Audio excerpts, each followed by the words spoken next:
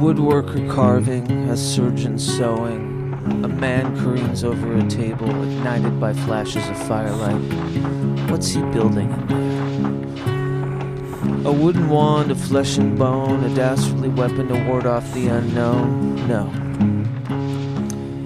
His tears lace his face, wincing and writhing as he reaches for the tears of his daughter. Tears caught in an oil flask, luminescent and cold. He sprinkles the bottle on his mangled creation. Slither hither and thither. Ah, did you see that? Did the light ignite the great work? Did you see the crow and trails thrown about? Or the misshapen mandrake that lay well hither and thither?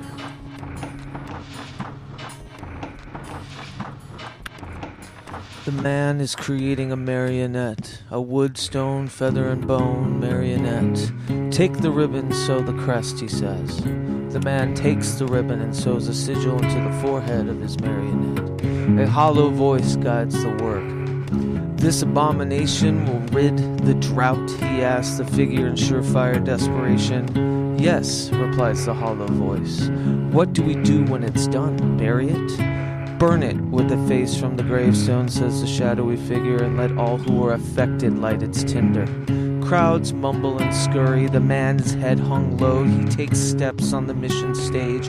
There is no other way but to consort the godless to be the godless. What the hell are you proposing, Brujo? A concerned mother with silk hair quivers. The crowd begins to chant, Brujo, Brujo. We must, as a town, construct this into an effigy. He holds up the scarred and blackened abomination, crow blood still wet and splintery still. To appease the dry gloom, we must burn the dry gloom. Gloom! A worried young boy erupts. Like the gloom buried in the graveyard, there is a headstone in the old Santa Fe cemetery. It has no name, only the date of 1864, and the etching of a crude face. Big eyes and a slanted mouth, as if the child had etched the face of the boogeyman. Yes, we must burn old gloom. The directions are simple. You've gone mad, son. Don't waste our time. Let him speak. Boys, always been crooked. Listen to the man. I need you to write your sins on this here paper, and I need you to put them on this here doll. And I need us to burn it and burn it bright, so that we may be free of the gloom. This gloom has torn us asunder. We have no other options than to commune with the ghosts of this town.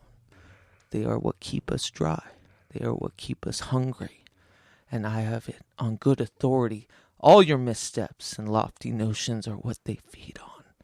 The ghosts must burn.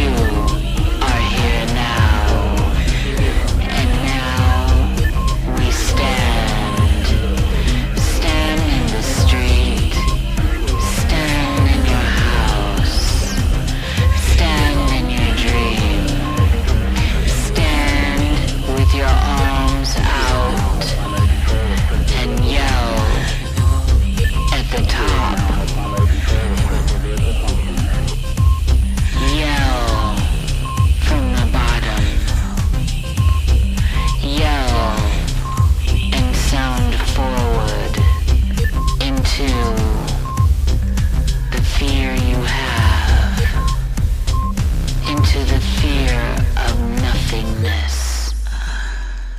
They have no control over you. You have all the control and always have. Resonance, resonance, resonance, resonance, resonance, resonance, resonance, resonance. The world howls resonance, and the wolf listens. Resonance, resonance. The world howls resonance, and the wolf resonance.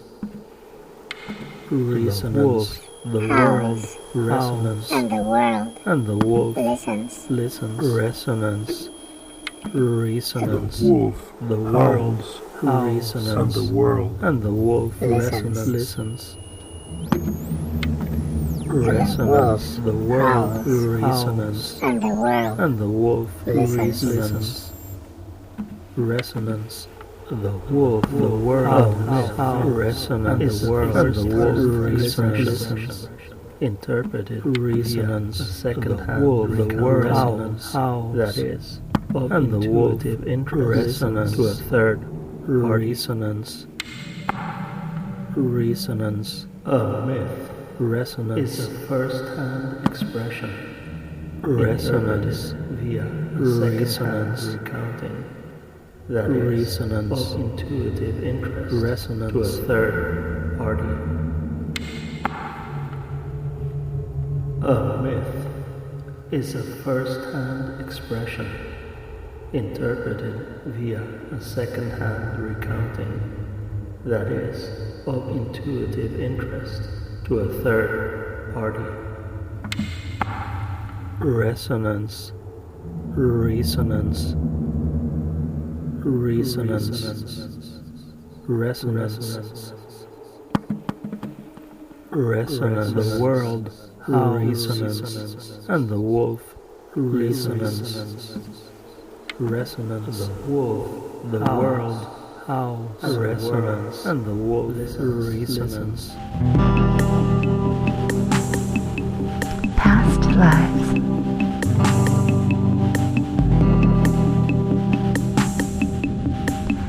First vision, first sound without form, gasping fountains staining the ether with textures and flavors of foreign and domesticated interactions. Inside, that is always outside. Second life, immersed as the pigment global flecked layer of sea foam on a turner in the hallways of the British Museum, and the senses capturing glimpses of all sorts of people walking and peering askance, outside stationed, inside, cold during closed hours. Third life, the red stitching of a young girl's pocket, sticky with her sweets and hard candy, loosened from pulling to place salted pennies in sequins. Fourth life, hardwood baseboards in a speakeasy dance hall on the coast with Pacific breezes drifting in, shoes stamping and hands clamping, swivels and other movements.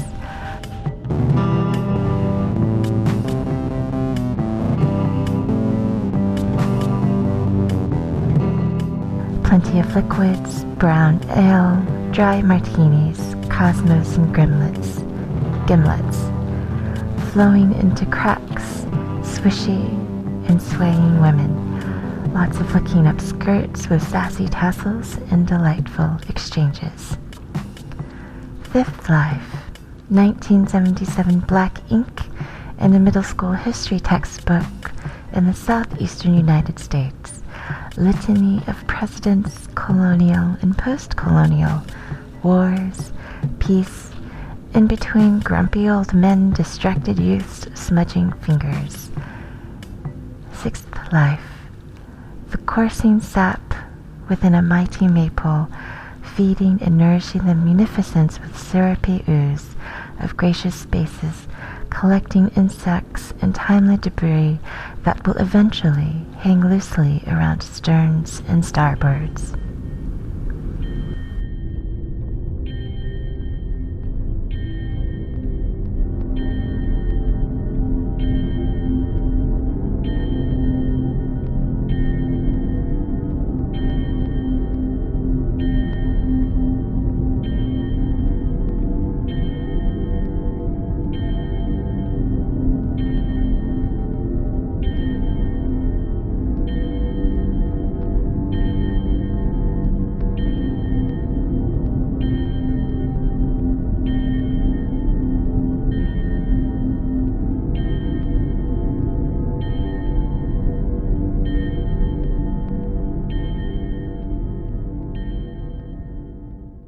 When Lou saw a glittering and travel with night, it was a mimic of stars, but close and tangible.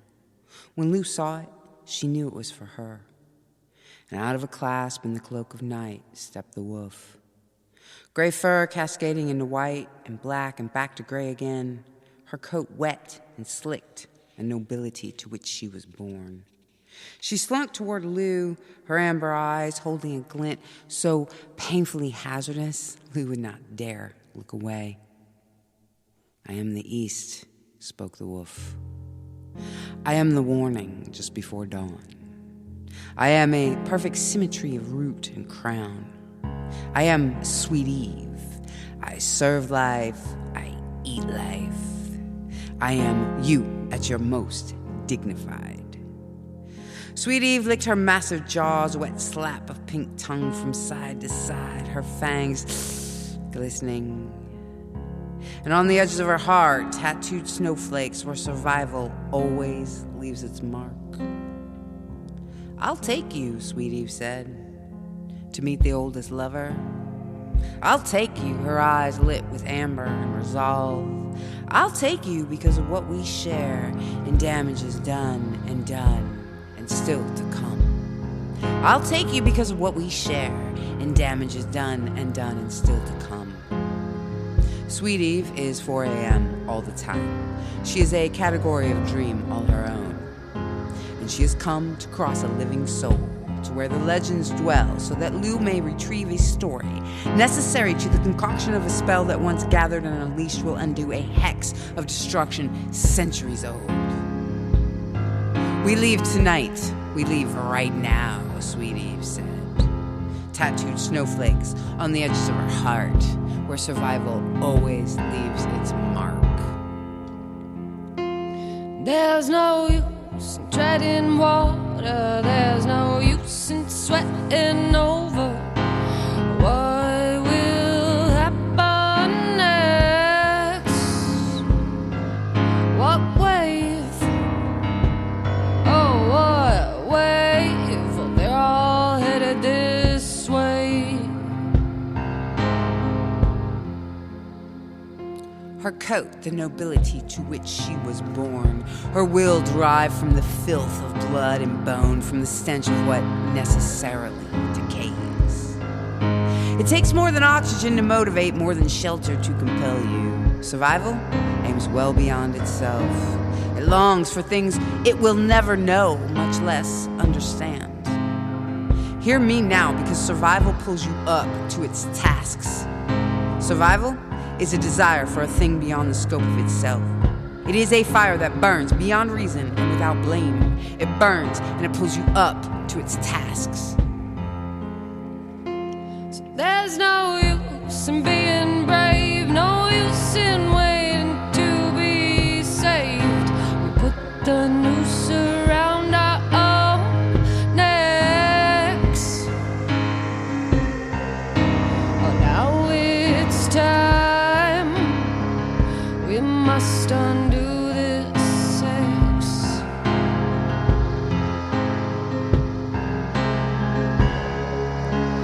Now it's time.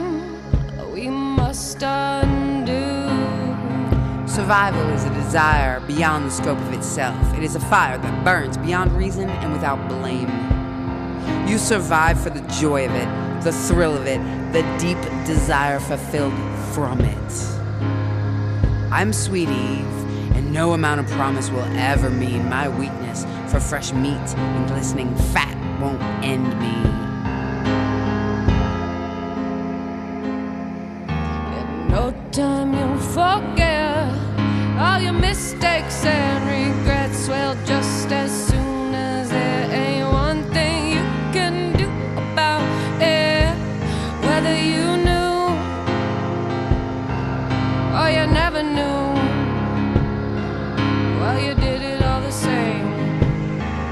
Yeah, you did it all the same. Oh, yes, you did.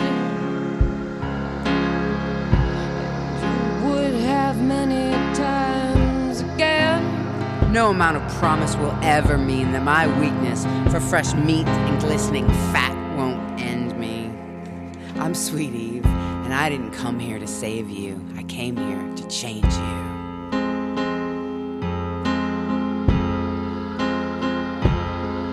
Can't you feel it in your bones? That soon it will be over. From the ponderosa pines to the plainest patch of clover we all knew. Oh, we came to know, and we did it all the same. Yeah, we did it all the same. Oh, yes, we did. Have many times again. Have no fear in me as you. Just for now, have no fear of me as you. Just for tonight, have no fear of me as you.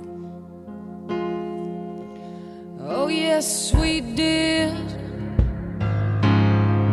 And we would have many times again. Oh, yes, we did.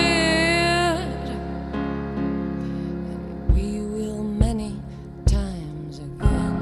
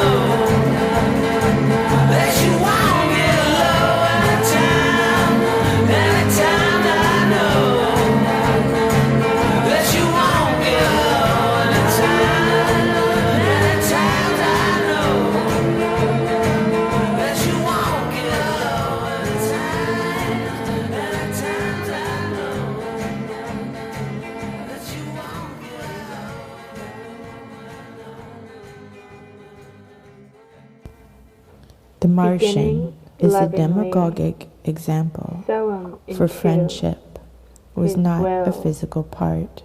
The unconscious, this point, art had, but essentially of traditional, the silent monitor of tasks, signals or signs or synchronicities, not to have all the medical practitioners and therapists write them off as if they're like going down this road toward psychosis.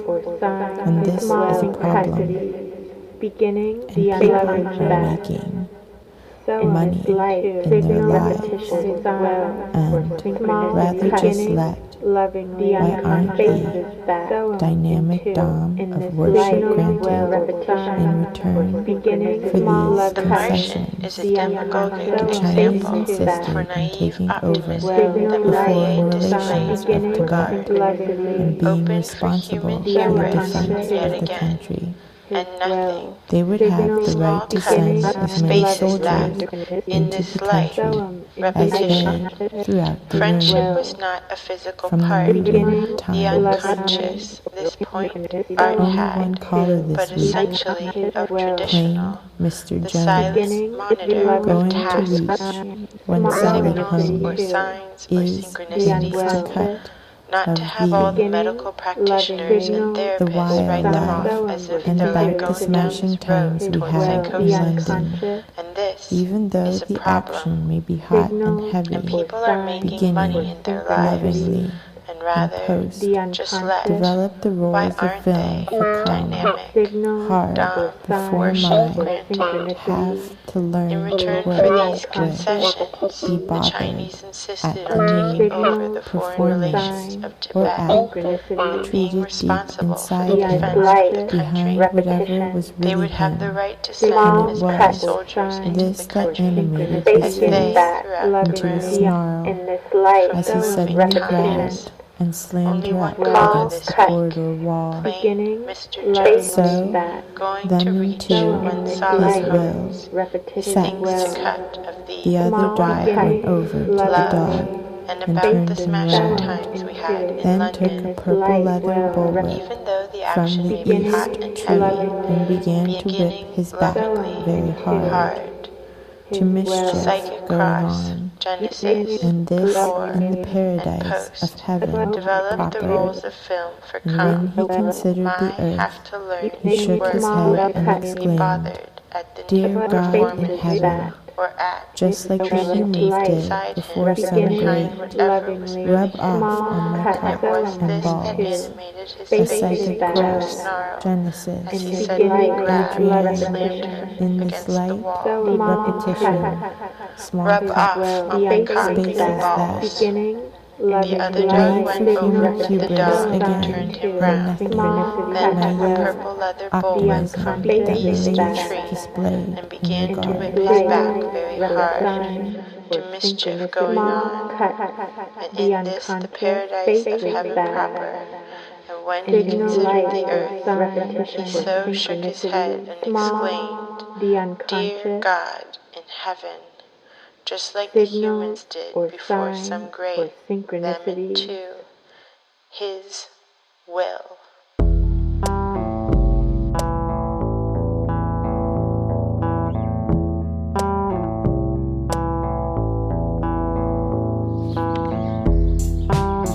Dream boy of the new apocalypse. Hail unto Isis, goddess of 1,000 names. As you stand before me, holding forth a foaming cup of wine, you are my grace and my conscience. I, O Pan, wild old friend, your ancient pipes led me to the hidden gate of Malkuth. Wine and strange drugs. I crept into the temple of the Virgin and stole a glimpse of what lies behind her veil. I beheld terror, madness, and wild exhilaration. Nothing is gained by nothing. Tied to the rack of addiction, I perfected ways of escape and soared untrammeled through the diamond sky, screeching with joy as I dive bomb like a Stuka. The dream boy of the new apocalypse, coming in foaming white arcs, tumbling through time, the terrible centuries. From Azaluth, I see visions of the coming gods. I see time set below me as a vast rushing river. It does not end. It joins the great stormy sea, where dwell creatures for whom I have no name.